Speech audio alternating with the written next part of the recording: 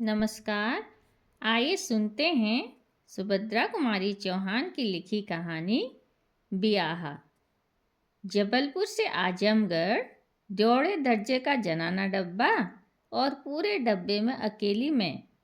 डाक गाड़ी हवा में उड़ती चली जा रही थी और मेरे दिमाग में रह रहकर एक ही बात चक्कर काट रही थी कि जब जब मैं बच्ची को लेकर चलती हूँ डब्बे में तिल रखने की जगह नहीं होती, और आज जब मैं बिल्कुल अकेली हूँ तो डब्बे भर में यात्रा करने वाली एक भी स्त्री नहीं। साथ में न तो कोई पुस्तक थी और न अखबार। मुझे अकेलापन अखरने लगा। बच्ची साथ होती तो वह इस बेंच से उस बेंच, इस खिड़की से उस खिड़की, डब्बे भर में दौड़ लगाती और उसे संभाले रखने में मैं इतनी व्यस्त रहती कि न तो पुस्तक का ही अभाव खटकता और न किसी सहयात्री का। जबलपुर से चलकर गाड़ी कटनी में रुकी। दूसरे डिब्बे में कई यात्री चढ़े और कई उतरे, पर इस जनाने इंटर में कोई परिवर्तन न हुआ। मैं जबलपुर से जैसे अकेली चली थी वैसे ही कटनी से भी चली। डाक गाड़ी फिर हवा से बातें करने लगी। सतना आया। ट्रेन की गति कुछ धीमी पड़ी और मैं उठकर खिड़की के पास बैठ गई।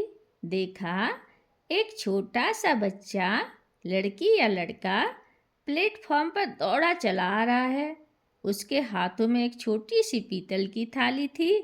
थाली में एक छोटी सी कटोरी, एक गिलास, सबको आरती उतारने की मुद्रा में पकड़े हुए दौड़ रहा था। ट्रेन रुकी और वह बच्चा भी रुक गया, ठीक मेरे डब्बे के सामने।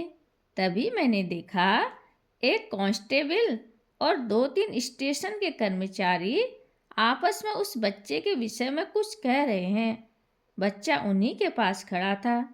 जाने क्या सोच विचार कर वह कांस्टेबल बच्चे को लाया और दरवाज़ा खोलकर डब्बे में बैठा दिया।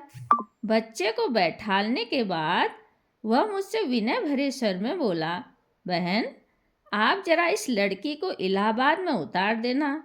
आज कई दिनों से यह हर गाड़ी पर दौड़ती आती है और कहती है कि इलाहाबाद जाऊंगी। मैंने पूछा, पर यह बच्ची है किसकी? यह तो मैं भी नहीं जानता, कांस्टेबल ने कहा, पर इसे इलाहाबाद जाना जरूरी है। कई दिनों से कह रही है और गाड़ी के पास दौड़कर आती है। मैं और कुछ पूछूं कि सीटी हो गई और ट्रेन चल पड़ी। मैंने सोचा कि यह भी एक मुसीबत ही है। ट्रेन इलाहाबाद 11 बजे के करीब पहुंचती है। आज 1 घंटे पीछे जा रही है तो 12 से पहले क्या पहुंचेगी? और इलाहाबाद पहुंचते पहुंचते यह सो गई तो क्या इसे कोई लेने आएगा? कोई ना आया तो इसे किसे सौंपूंगी? एक साथ ही बहुत से प्रश्न मेरे मन में उठे, पर ट्रेन चल चुकी थी और मेरे प्रश्नों का उत्तर देने वाला कोई न था। अब मैंने मुड़कर उस बच्ची की ओर देखा। वह बेंच पर न बैठकर नीचे एक कोने में सिमट कर बैठी थी। सामने थाली थी और थाली में वही कटोरी और गिलास। देखने में 5-6 साल से अधिक की न जान पड़ती थी। मुमकिन है इससे कुछ ज़्यादा भी हो, पर थी बिल्कुल ही बच्ची। कमर से नीचे आधी जांघ तक एक मटमैला सा कपड़ा लपेटे थी और कपड़ों के नाम से कुछ भी नहीं था। सिर के बाल लड़कों की तरह मशीन से कटे हुए थे। चेहरे पर विषाद की गहरी छाप थी और आंखों में एक प्रकार की करुणा मिश्रित गंभीरता। मानो इस छोटे से जीवन में ही उन आँखों ने इतना कुछ देख लिया है कि अब कुछ देखना शेष नहीं रह गया। बच्चे स्वभाव से ही चंचल होते हैं, पर इस बच्ची की चंचलता जैसे उसके दुखों के भार से दब सी गई। मेरी बच्ची और इस बच्ची में कितना अंतर था। यह गड़ी हुई मूर्ति की तरह शांत और स्थिर बैठी थी। डाक गाड़ी उसी पूर्ण वेग के साथ दौड़ रही थी। पेड़, नदी, नाले, झाड़ियाँ, हरे भरे खेत, मैदान और पहाड़ सभी विपरीत दिशा में भागते हुए दिखाई देते थे। पर वह एक तपस्वी की तरह शांत और मौन बैठी थी। मैं उठकर उसके पास गई, उसके करीब ही बैठकर पूछा, तुम्हारा नाम क्या है? राम प्यारी। मेरी तरफ बिना देखे ही उसने जवाब दिया। और तुम जा कहाँ रही हो? इलाहाबाद। फिर वही संक्षिप्त सा उत्तर मिला। इलाहाबाद? इलाहाबाद में किसके पास जाओगी? मैंने फिर पूछा। और इस बार सिर उठाकर मेरी तरफ देखते हुए उसने कहा, अपने ब्याहा के पास जाइत लाग है। कितने आश्वासन और विश्वास के साथ उसने कहा, ब्याहा के पास। तो इसकी शादी भी हो चुकी, इतनी कम उम्र और बिल्कुल अकेली। मैंने फिर पूछा, तुम्हारे माँ बाप कहाँ हैं? मर गए, उसी विकार रहित स्वर में उत्तर मिला। मरे कितने दिन हुए? और भी तुम्हारा कोई है? ढेर दिन भा अस्पताल में बीमार रहेन, उवर हुएन मर गएन। हमार ब्याहा इलाहाबाद में है। और यह कटोरी, थाली, गिलास कहाँ से लाई हो? अपने घर से लायन है। ब्याहा के जायत लाग है, उन्हीं के घर ले जावे। आह, मैंने सोचा, यह बेचारी बच्ची जिसके माँ बाप के मरने पर ब्याहा ने एक बार खोज खबर तक न ली, उसी ब्याहे को स्वयं पैतृक संपत्ति लेकर खोजने निकली है। कितने आश्वासन और विश्वास के साथ जा रही है। मैंने फिर पूछा, इलाहाबाद में तुम्हारा ब्याह कहाँ रहता है? उसने फिर वही सादा सा उत्तर दिया, हूँ वहीं इलाहाबाद में रहता है। अब और मैं क्या पूछती, वह तो इलाहाबाद को भी अपने गांव सरीका समझती थी, जहाँ इन्हें गिने 10-5 घर होंगे और तुरंत ही नहीं तो घंटे आध घंटे में ब्याहे का घर खोज लेगी। मैंने फिर पूछा, इससे पहले भी कभी ब्याहे के घर आई थी? उसने आश्चर्य मिश्रित कातरता के साथ मेरी ओर देखा, फिर बोली, चलाओ भये बिना ब्याह के घर को नहीं जात, तो हम कैसन के जाइत? अब इसके आगे प्रश्न करना अत्याचार होता। इस अदम्य और अटल विश्वास पर आघात करने का मुझे साहस न हुआ। गाड़ी उसी तेजी के साथ चली जा रही थी। ठंडी हवा तीर की तरह भीतर आकर शरीर को कँपाने लगी।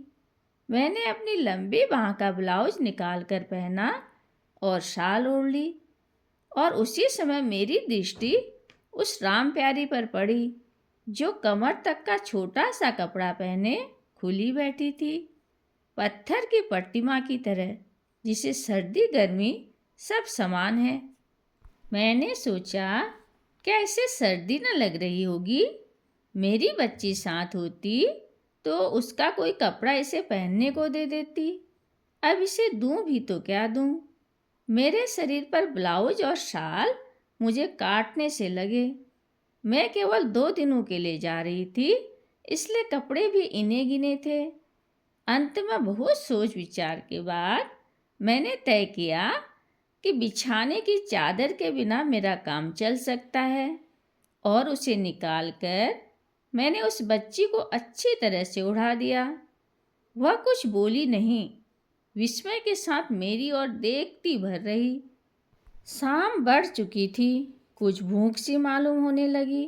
अब खाना भी हम लोगों ने एक साथ खाया। मैंने एक अपूर्व संतोष का अनुभव किया, ऐसा संतोष जिसमें एक आभार छिपा था। इस लड़की ने मेरे मातृत्व को क्रियाशील होने का अवसर दिया। खाना खाने के बाद कुछ देर के लिए लेट जाने की आदत है, और मैं लेट गई, कुछ उन्नीदी सी। इतने में गाड़ी फिर रुकी। यह मनिकपुर था। चित्रकूट दर्शन करके लौटने वाले स्त्रियों का एक झुंड एक साथ ही डिब्बे में भर गया। मैंने पैर समेटकर 2 स्त्रियों को बैठने की जगह पैताने कर दी, पर उठी नहीं, लेटी रही। पहले तो वह आपस में ही बातचीत करती रहीं, फिर उनका ध्यान उस लड़की की ओर गया और पूछताछ शुरू हो गई। मेरे पास बैठने वाली ने मुझसे पूछा, क्यों बहन जी, यह बच्ची आपके साथ जा रही है? और मैं नहीं करके फिर सो रही। अब सीधे उसी से प्रश्न होने लगे। क्या पूछा गया मैं यह सब तो नहीं सुन सकी, पर राम प्यारे को यह कहते सुना, इलाहाबाद अपने ब्याह के पास जा इतलाक। और फिर उन स्त्रियों की हंसी सुनी। मुझे फिर नींद आ चली थी, मैं सो गई। थोड़ी देर बाद बहुत शोरगुल सुनकर मैं उठ बैठी। देखा तो सामने ही पटिए पर बड़े बड़े अक्षरों में लिखा था, इलाहाबाद जंक्शन। सजग होकर मैंने उस कोने को देखा जहाँ राम प्यारी बैठी थी, पर वह वहाँ नहीं थी। मेरी चादर समेटकर मेरे पैताने रखकर राम प्यारी अपने ब्याहे को ढूंढने चली गई।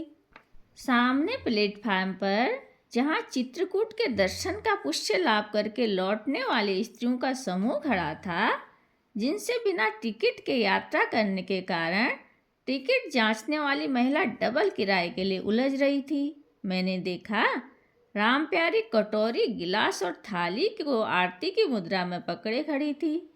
उन स्त्रियों के साथ वह भी रोक ली गई थी। उन स्त्रियों के यह कहने पर कि वह लड़की उनके साथ नहीं है, टिकट जांचने वाली महिला ने राम प्यारी से पूछा, छोकरी तू कहाँ जाएगी, कहाँ से आई है? और राम प्यारी का उत्तर था, घर ते आइत लाग है, अपने ब्याह के घर जा। और वह आगे बढ़ गई। मैं देखती रह गई। जंक्शन का कोलाहल उसी प्रकार हो रहा था, पर मेरे कानों में राम प्यारी का स्वर ब्याह के घर की गूंज रहा था। क्या वह राम प्यारी का ही स्वर था? वह छोटी सी बच्ची क्या जाने ब्याह को। ऐसा लगा कि युग युग से कोई अज्ञात वाणी, जिसे सीता और सावित्री कहते हैं, उस बच्ची के कंठ से प्रतिध्वनित हो रही थी। मैं सोच रही थी कि मैं सांसारिक बंधनों से और अभी तो आजमगढ़ के कवि सम्मेलन से न बधी होती तो राम प्यारे के पीछे पीछे जाती, देखती वह अपने ब्याह को कैसे खोजती है। आह, यह अन्वेषण कितना सुंदर होता। पर अब तो रह रहकर एक ही प्रश्न उठ रहा था, जो अभी भी अनुत्तरित ही है, उसका ब्याह उसे मिला भी या नहीं। धन्यवाद।